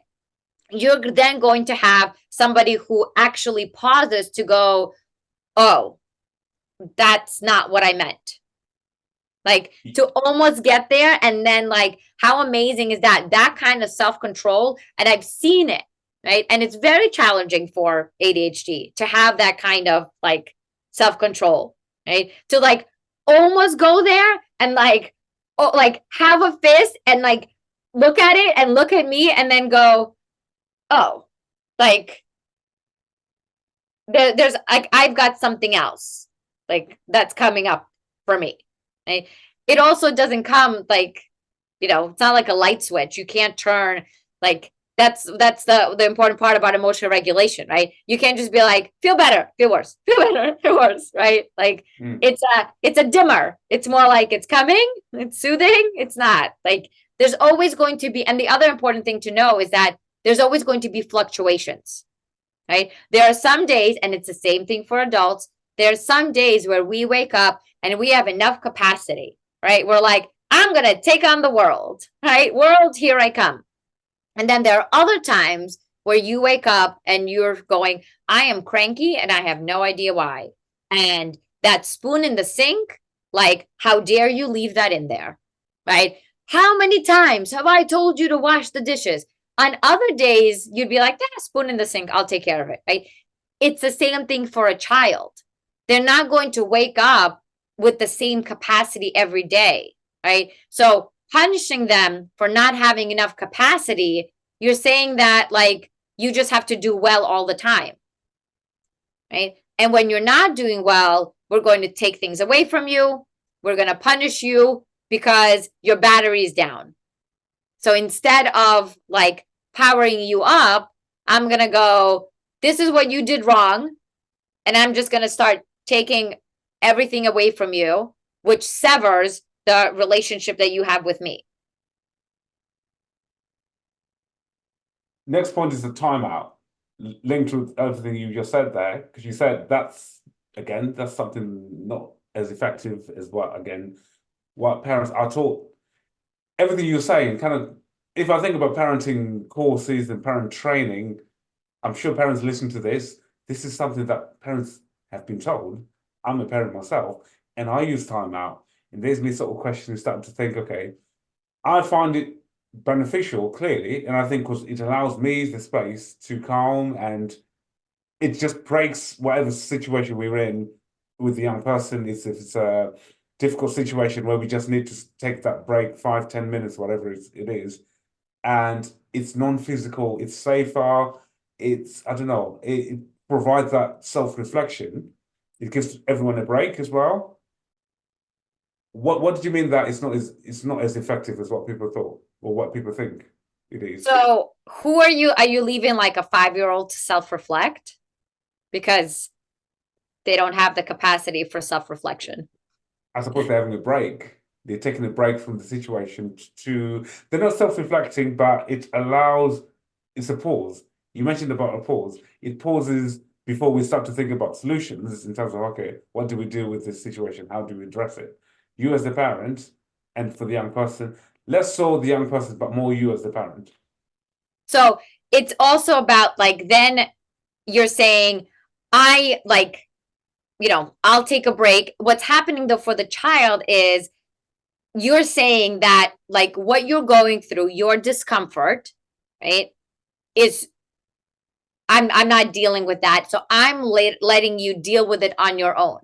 I'm going to leave you in this room, in this like timeout, and think about what you've done. First of all, they can't think at that point. Like, and then what you're creating is that you're actually creating a lot of shame.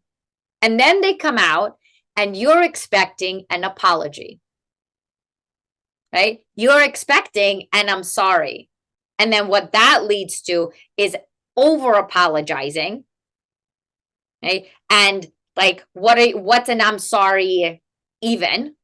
And like, where does the apology come from? And now they're going to turn into adults who are just going to over apologize, because apologizing is an art form.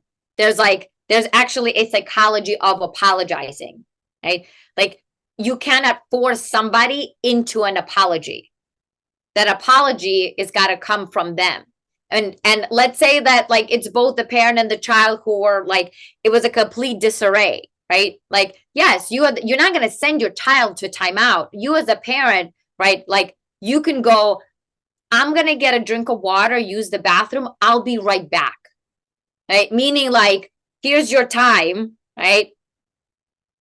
60 seconds, whatever it is. Take a moment. You've got to come back though. Like, I'm going to take a drink of water. I will be right back. Like, there's your pause to go, let me like move away because I'm enraged. I'm going to come back. Here's my water. Hey, I brought some for you also. Okay. And then you go, I'm still here. Right. That, whatever it is that they were like experiencing, it's not just going to go away in 3 minutes, 5 minutes. Right. So you come back and you go, I'm here. Not like, are you ready to talk now? Let's figure this out. Just your presence.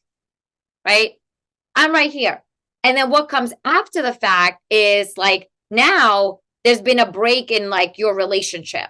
Right. So it's up to the adult to repair it. It's not up to the child to start apologizing. It's up to you, to the parent, to go, I lost it. I lost it. I'm so sorry that I lost it.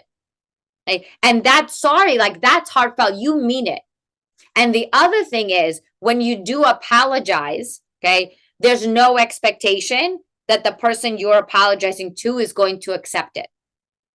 Because then look at what happens. When you say to somebody, I'm so sorry, and the other person tells you, oh, it's okay, they've just completely negated your apology.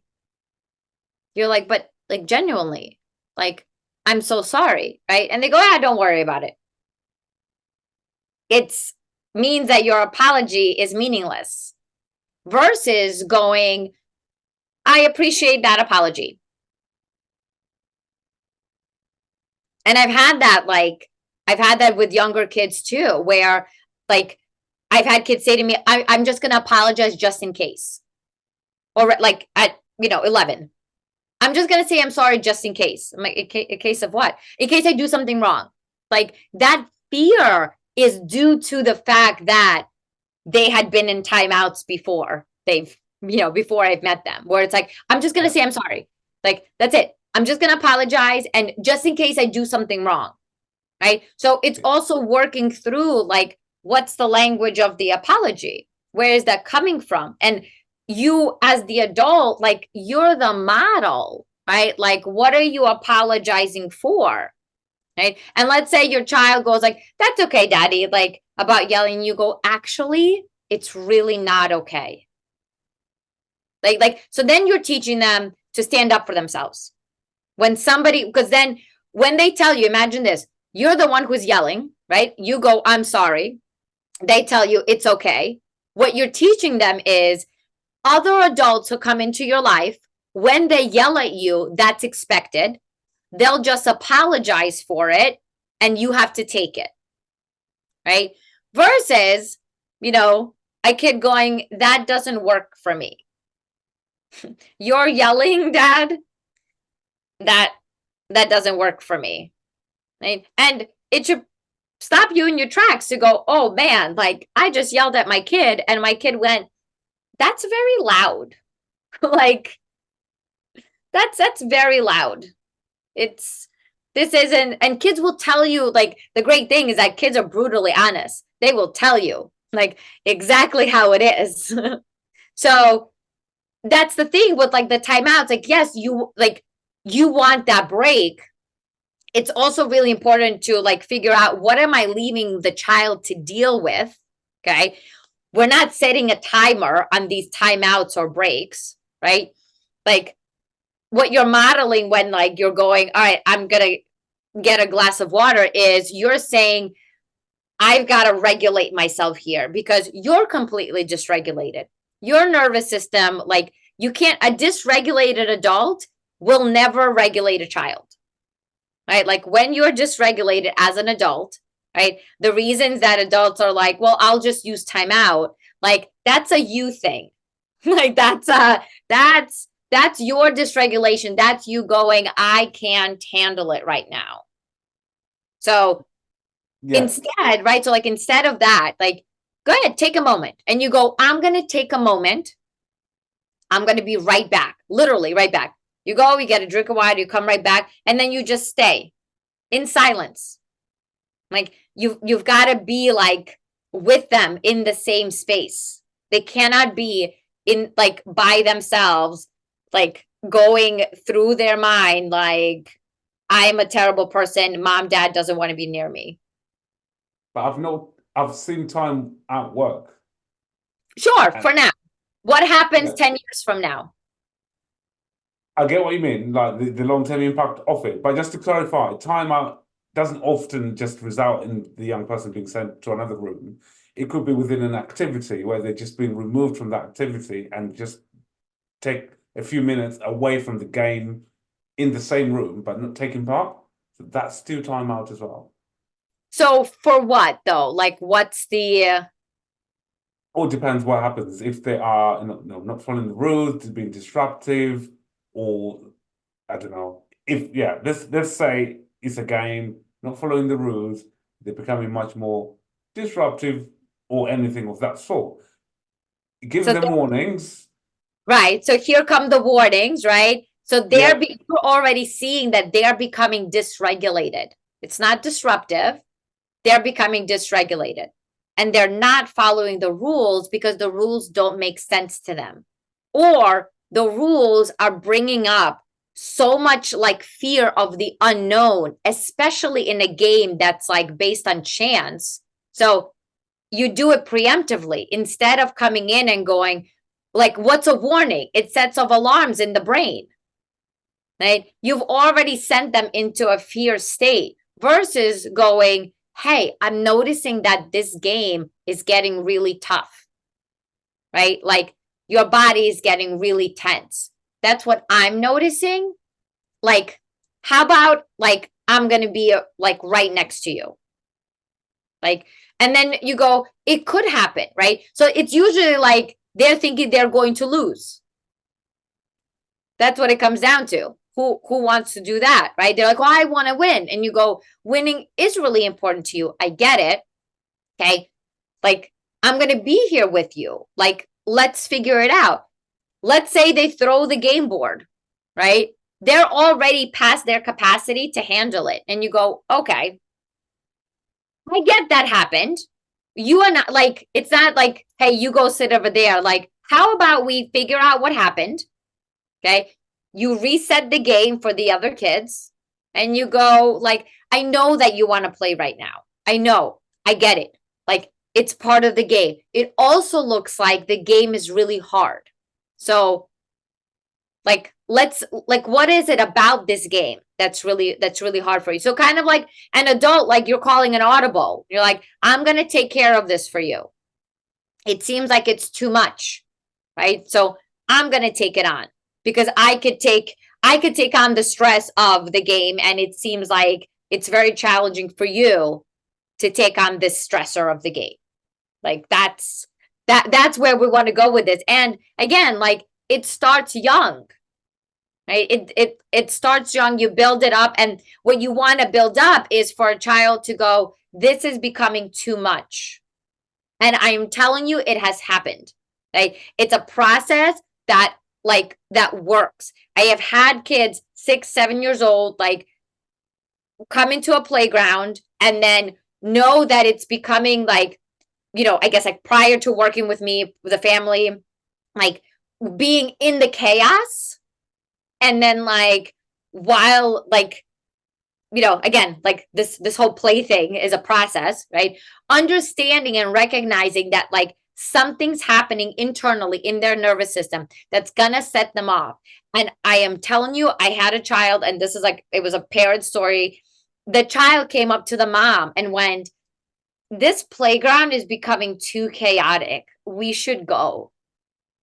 At 6, okay? Like, so that's what I'm saying, like, because we didn't put him in timeout every single time that like something happened that wasn't in his control. We figured out what it was, we met the need, and then guess what? There's no need for a timeout. And there's no need for a timeout because now he has recognition. And now he's like, there's too many kids here.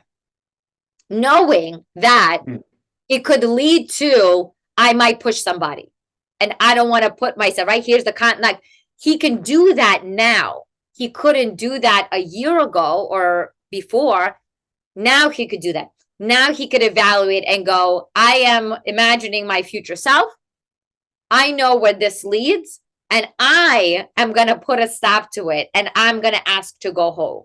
Like, that's the reason that I'm saying that this like play and relationship based approach, this understanding of working from an unmet need from the bottom up, like it's a longer process, and yet like that's the process that leads to like, I don't see him for therapy anymore. It's not that, you think about like, oh, kids stay in therapy forever. I don't want them here forever.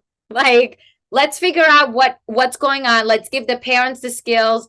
Let's give the kids the skills. And then like once they have it, like therapy also evolves, right? And then it goes into like, there's other things that, it could evolve into. And yet it's like, we still have to meet them at the core and, at the root of where they are. Why is all of this not really covered when you do a parenting course or parenting program or parent training? I mean, it's covered when I do it. But most, as I said, the ones that are out there, I know there isn't any kind of like one specific to neurodiversity like ADHD, or they are generalized more kind of parenting courses as such, which we then try and adapt to fit the needs of. Right. So I think that's also part of the bigger piece. So when I said like, hey, I do it, it's because I do. Like I have a parent, I'll send you the information. I have a parent group. It's a membership, and the parents who are in it, that's what they learn. And then it's the education piece that's missing. I'm not coming in with just like off the shelf solutions. I'm coming in going like, even in a group setting, like they're all there with neurodivergent kids. Some have 4-year-olds, some have 13-year-olds. Same thing. Like same unmet need, just looks different. So when we get like into like what's going on, right? So like whether I'm talking about play or whether I'm talking about autism or ADHD, like certain pinpoints, and then we have like, we have a Q&A, and then they're going, oh, like this worked for my 9-year-old the same as it worked for my 4-year-old. The thing is, for parents, they're like, I never saw it like my kid did. And I go, right.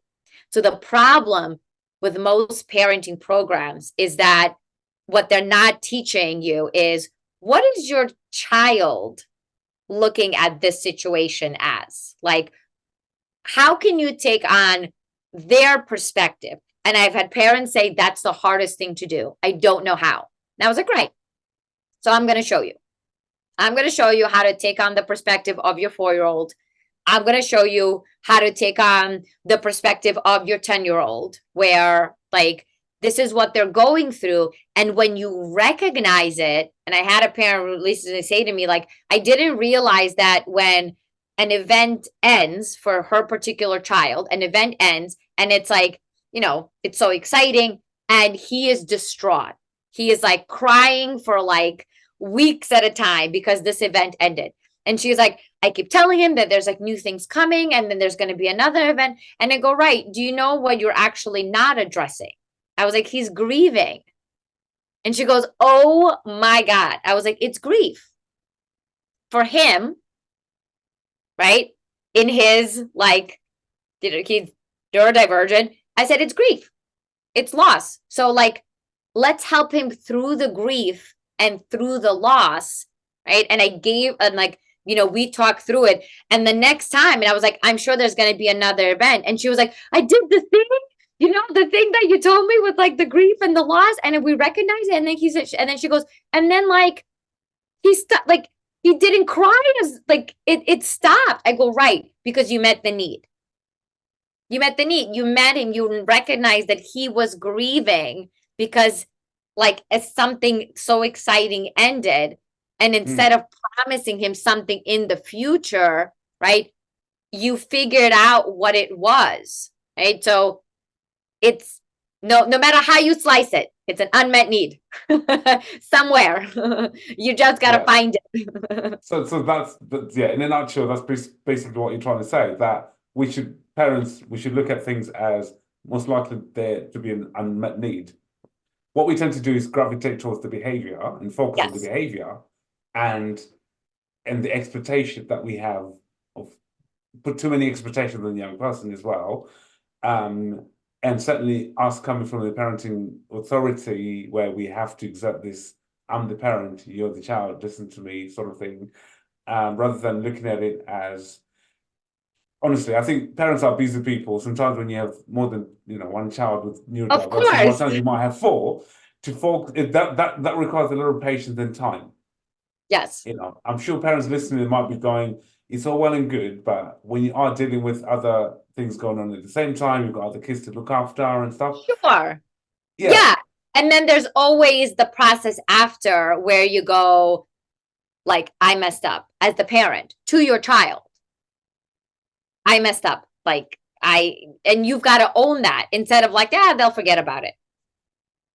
That, like, they remember.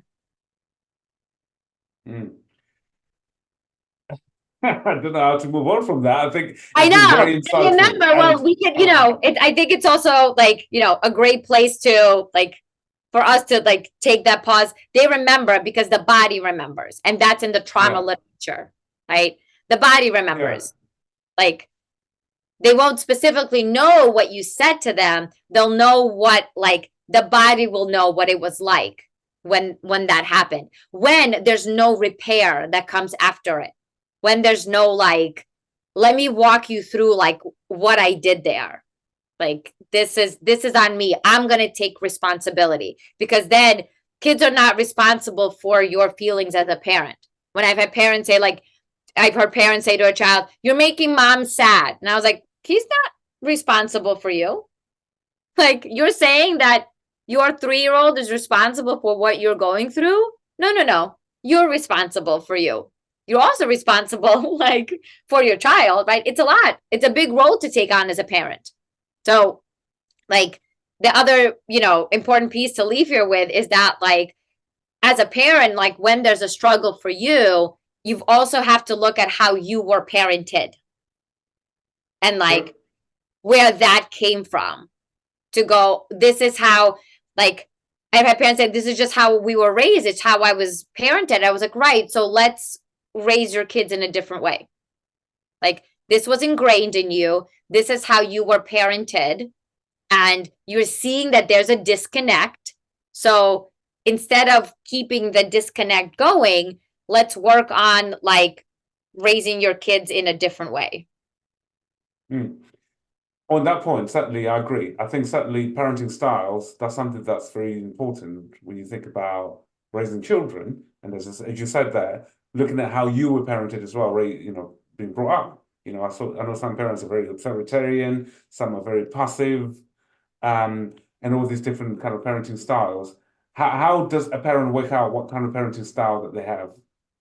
I mean, that's a whole other conversation. Like, that's a whole other podcast. It really is. It really, really is. Because then we have to go into like attachment styles, and like there's a whole other world of like, how do I figure out how I was parented? Yeah. If people want to reach out to you, do you see people from outside of the US? So I know also you're based in New York in America. I am. I have, though, the parent group that I have is virtual. Anybody can join. And people can definitely reach out for like parenting pieces that they're looking for. And it's really like sometimes it's on an individual basis. So I have, I'll give you my information. You have my website, my email. There's like, social media platforms that you could reach out to me via. And that would be a great way to connect with, people from other parts of the world. Of course, yeah. Just to for anyone listening who doesn't get a chance to look in the description, so your website is playtolearnconsulting.com. Yes. Yeah. And your social media, what is your social media handle? It's Play to Learn Consulting. Everything's the same thing across the board. Excellent. And the courses, so if parents want to sign up to your courses and stuff, they can just go, everything's listed on your website. Yes, everything's on the website. It's called the ND Collective. And there's a tab on the website. You click on ND Collective and you get all the information you need, and it's very easy. Perfect. That's been very useful for me to sit down with you and just understand in terms of the work that you do, which seems very fascinating, supporting parents and working with young people, children that have neurodiverse needs, autism and ADHD.